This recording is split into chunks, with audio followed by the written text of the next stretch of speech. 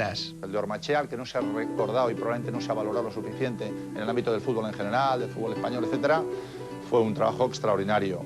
Hizo del sentido común, el menos común de los sentidos, su arma, y luego tenía un equipo que lo recitaban los niños de memoria. La relación que teníamos con el entrenador, de alguna forma, era como uno más de la plantilla. Javi, primero por su edad, que le fastidia mucho que le diga, pero tiene un año más que yo, pues era un hombre que estaba muy unido a nosotros. Él era un hombre muy psicólogo. Él sabía sacarnos partido a todos de esa forma, ¿no? Entonces, pues Javi yo creo que ha sido una de las personas importantísimas en la consecución de las dos ligas. Lógicamente el entrenador tiene que saber llevar a la plantilla. Javier Clemente, uno de los entrenadores más jóvenes de Primera División, se hizo cargo del banquillo rojiblanco con apenas 30 años. El técnico baracaldés, que ha declinado la invitación de la Caja Negra, jugó un papel importante en los triunfos del Athletic. A este equipo le falta para volver a repetir... Clemente. No, espera, déjate. Clemente, déjale donde está.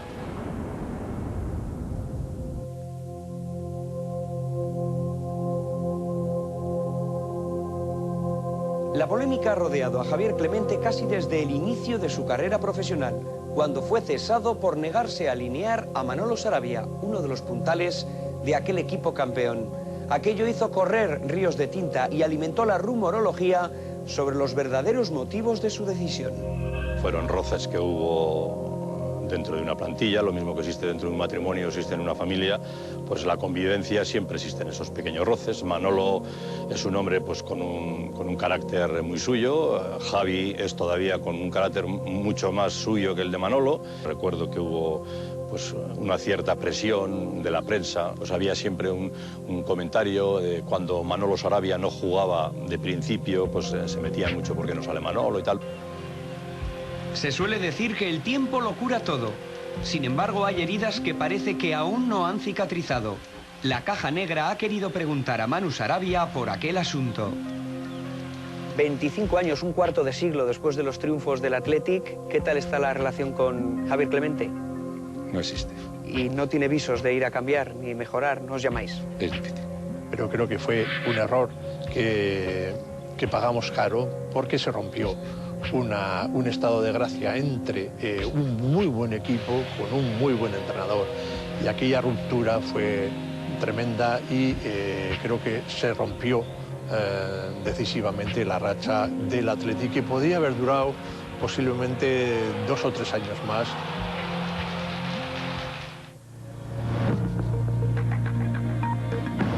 Los éxitos de Athletic y Real durante los primeros años 80 marcaron un hito dentro de la historia de la liga. El jugador de fútbol vasco estaba muy cotizado dentro del mercado español. Pero ¿qué era lo que tenían aquellos futbolistas que les hacía tan especiales? Sí, nosotros teníamos como cualidades, pues quizás siempre pues esa garra y esa fuerza que mantenía todo el equipo dentro del campo. Los jugadores vascos de los años 80 eran jugadores fuertes físicamente. Técnicamente muy equilibrados en sus puestos. En el fútbol vasco y concretamente en el fútbol guipuzcoano siempre ha habido, hasta que llegamos nosotros, siempre era un poco la garra, el tesón, la fuerza, el sacrificio, la tenacidad. Cuando nosotros llegamos, pues ya llegamos pues una serie de gente que ya, aparte de quizás un poco menos de esas cosas, pero jugadores de mucha calidad, pues conseguimos un equilibrio en todo eso, ¿no? Yo llevo todavía la foto del 11 del año 80 en el coche con un plástico. Cuando salgo de Anoeta alguna vez triste, miro la foto aquella y ya está. El boom del fútbol en Euskadi fue consecuencia de varias circunstancias. La eclosión de una excepcional generación de futbolistas por un lado y por otro, el polémico derecho de retención, que impedía a los jugadores abandonar su club de origen. El derecho de retención consistía en que si el club no quería que tú te marcharas, que tuvieras una oferta, al final de temporada, si no habías llegado a un acuerdo con tu club, tenías que renovar por un 10% más y automáticamente estaba renovado. El derecho de retención en su tiempo era malo. Era malo porque yo creo que te coartaba la libertad.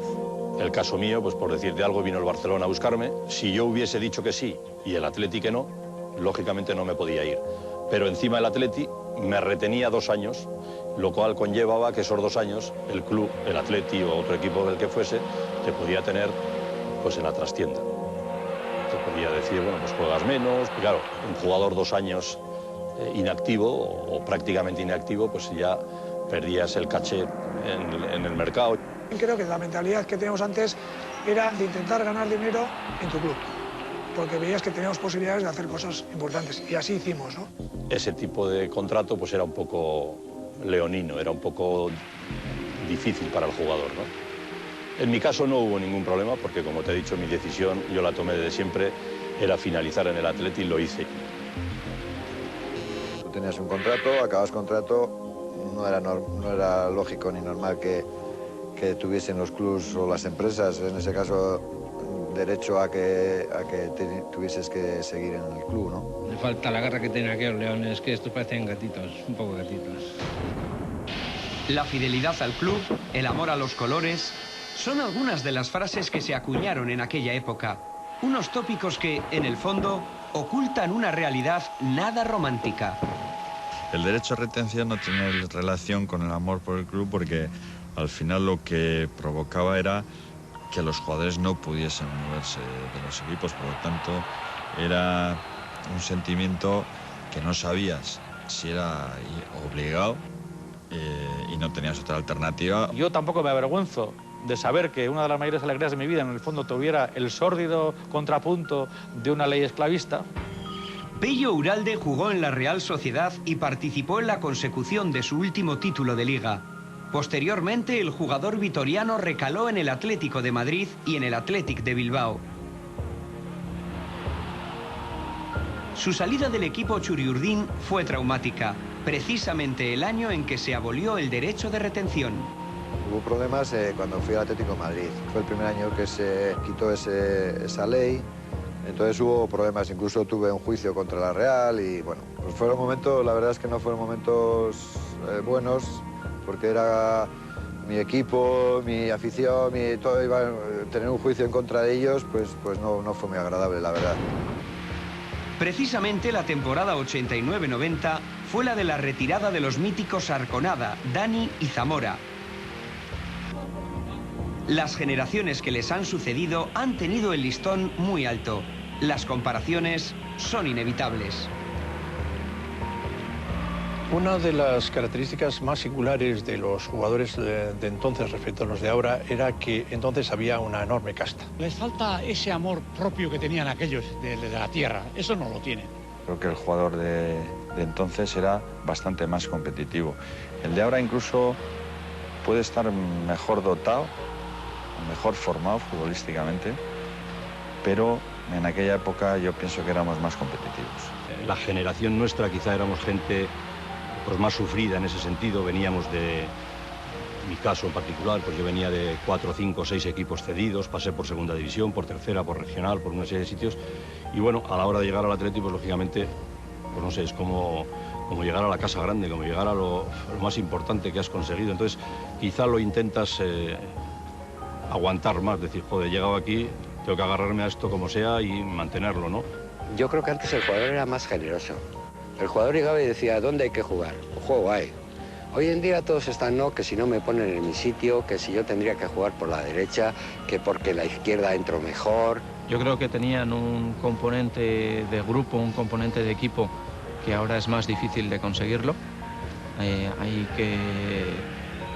que ser sincero, y yo creo que ahora los jugadores de fútbol tienen un perfil un poquito más material, y aunque suena mal la palabra mercenario. Desgraciadamente hoy a nuestros jugadores les interesa más no tanto los colores de la camiseta, los colores de su club, como el color del dinero, el color de los euros. Se dice que en la actualidad los jugadores de fútbol miran más el color de los euros que perciben que el de la camiseta que visten. Yo creo, estoy absolutamente convencido que en el caso del Atleti eso no es así. Eran otros tiempos, no andaban tanto con el dinero. Yo pienso que los jugadores actuales pues se sienten la camiseta igual que los de aquella época, ¿no? Lo que pasa es que siempre hay una tendencia a mitificar el pasado. Hoy podemos tener jugadores técnicamente mejores en algunos puestos, pero son físicamente blandos y emocionalmente les falta esa capacidad de identificación, esa entrega al equipo que entonces existía y que ahora deja mucho que desear.